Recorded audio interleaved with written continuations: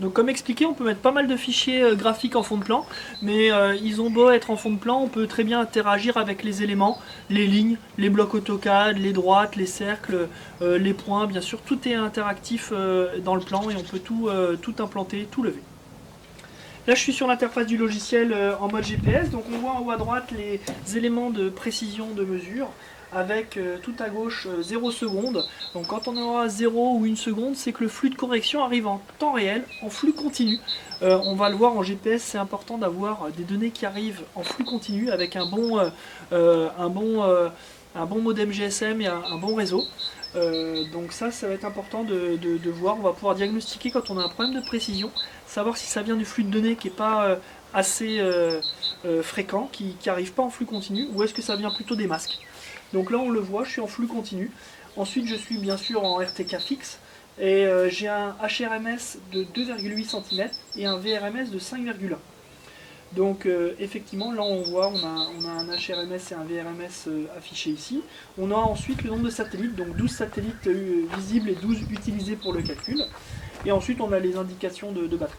Donc ce qui est intéressant, c'est voilà, le 0 seconde, le flux continu, c'est l'âge des corrections. Donc ça c'est très important et on l'a en direct visuellement sur l'interface tout le temps, lors du lever, lors de l'implantation, tout le temps. En bas à gauche, on a des fonctions qui sont, on a des affichages qui sont paramétrables.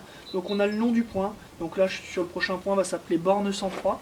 Ensuite, on a le PDOP, le GDOP. On peut afficher plusieurs informations ici. On choisit en cliquant dessus facilement. Ensuite, en dessous, on a la hauteur de canne. Donc ici, qui est identifiée à 2 mètres. Donc ensuite on a le code, donc on peut associer au point un code bien sûr. La codification, on l'a ici, donc elle est paramétrée d'office dans l'interface. Chacun peut paramétrer sa codification.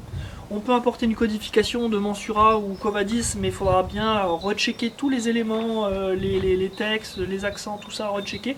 Mais voilà, on a la codification avec un champ de description. Bien sûr, on peut venir taper n'importe quel code si on n'a pas de codification ou si notre objet n'est pas dans la codification. On va pouvoir taper notre code ici, Fildo par exemple. On est sur un clavier alphanumérique comme on le voit ici, mais on peut basculer en mode numérique ici pour des codes qui seraient juste numériques. Et puis un mode aussi calculette avancée scientifique. On peut modifier certaines informations complémentaires ici par le petit bouton information, et notamment le numéro du point, le matricule. Et vous voyez qu'on peut aussi mettre un préfixe ou un suffixe. Ça peut être intéressant. Bah, vous voyez, j'ai paramétré 3 préfixes, borne, lampe, temp, qui permet en un clin d'œil très facilement de changer de matricule de points avec un préfixe, sans avoir à retaper l'ensemble du code. Donc ça c'est pour ceux qui veulent à partir du matricule avoir une petite codification dans le matricule, sinon on privilégie plutôt l'utilisation du code. Ensuite à droite donc on a les informations, ici j'ai affiché le X, le Y et le Z. On peut afficher d'autres informations qui peuvent nous intéresser. En bas à droite on a les fonctions de mesure. Donc la disquette qui permet de faire une mesure rapide, la mesure classique en mode GPS. C'est l'équivalent d'appuyer sur la touche entrée de la tablette, du carnet de terrain. Et juste à gauche avec le petit bonhomme, on va faire une mesure précise. Là, donc, dans les deux cas de figure, on a des précisions qui sont affichées à partir de la petite fonction d'engrenage ici. Donc on a deux fonctions, une fonction rapide, une précision rapide qui est là, ici, à 6 cm en horizontal, et une précise à 1 cm en HRMS et VRMS 1 cm. Ces fonctionnalités de précision me permettent, si j'ai pas la précision attendue, la mesure va soit ne pas se faire, soit réitérer. Donc on va voir, la mesure va prendre plus de temps que d'avoir directement la valeur. Et à partir de cette moyenne pondérée avec un algorithme TopCon, on va arriver à améliorer la pression jusqu'à la pression voulue.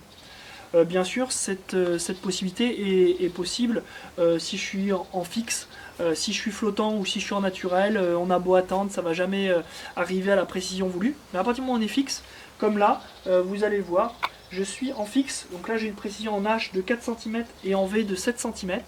Pour autant, je vais pouvoir prendre une mesure en précis. Vous le voyez, je vais cliquer sur le bouton précis. Précis, je le rappelle, c'est un HRMS d'1 cm et un VRMS d'1 cm. Et là, on voit une réitération de mesure avec un algorithme Topcon qui permet d'améliorer. On élimine les valeurs extrêmes, on pondère les valeurs et les mesures qui ne sont pas cohérentes ou moins cohérentes, et du coup on arrive à une précision. Donc là on voit le nombre de secondes qui s'affiche, on voit le nombre de réitérations. Donc là on est déjà à 30 secondes et on voit le HRMS et le VRMS qui s'améliorent. Là on voit qu'on est passé avec un HRMS inférieur à 1 cm et on n'a plus qu'à attendre pour le VRMS. Ça améliore notre démarche qualité, ça améliore notre précision du point et pour faire des points de mesure précise, c'est très intéressant. Et on le voit, le logiciel à chaque moment donné. Donc là on était là on est proche d'un bâtiment, donc on était à 4 cm à peu près de précision. Donc là on voit que ça réitère pendant assez longtemps. Donc là on est à 1 minute 20, voilà. Il a réussi au bout d'1 minute 20.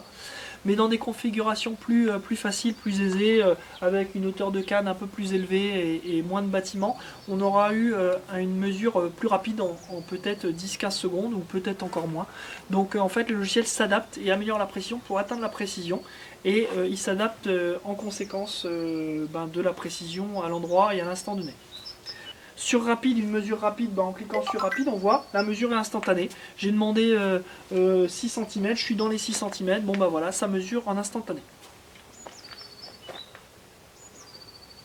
L'interface à droite, on le voit avec des boutons zoom plus, zoom moins, zoom rectangle qui permet de zoomer sur une zone. Donc voilà, on zoome sur une zone. Zoom étendu qui zoome sur l'ensemble du chantier. Les calques, bien sûr, on a importé un fichier, peut-être, on a levé des points, bien sûr les points sont levés à partir de la codification sur les bons calques, avec la bonne symbolique de couleur, de style de trait, et on les remarque ici, les calques, soit importés, soit créés, parce que des objets étaient présents dessus, donc on a les calques, les couleurs de calque, et puis savoir si le calque est affiché ou pas, on l'affiche ou on le désaffiche en cliquant sur ce petit bouton. On a l'affichage ici, le zoom sur un point connu, donc on clique ici et on va sélectionner un point, ça va zoomer la carte sur ce point, et la vue 2D ou la vue 3D, parce qu'on peut basculer en vue 3D. La barre à droite avec le zoom plus, zoom moins peut être personnalisée, on peut venir à partir de cette fonction là, et ensuite ici personnaliser, mettre les fonctions qui nous intéressent, des fonctions d'éditer des points, fonctions de suppression de points, fonctions d'affichage du carnet de terrain. Quand on va lever un objet de type ligne, donc par exemple ici on va prendre l'objet par exemple voirie, là on est sur un objet ligne, donc on voit l'indication de l'objet ligne. On va lui identifier un numéro de ligne parce que quand on aura plusieurs lignes du même type, on va pouvoir basculer de l'une à l'autre facilement. Donc ça c'est le numéro de ligne. Et ensuite ici, donc par défaut on est en mode segment, mais on peut basculer en mode arc, départ arc, fin arc pour passer en arc. On peut aussi faire des objets cercles par 3 points ou par 2 points à partir du centre et du rayon.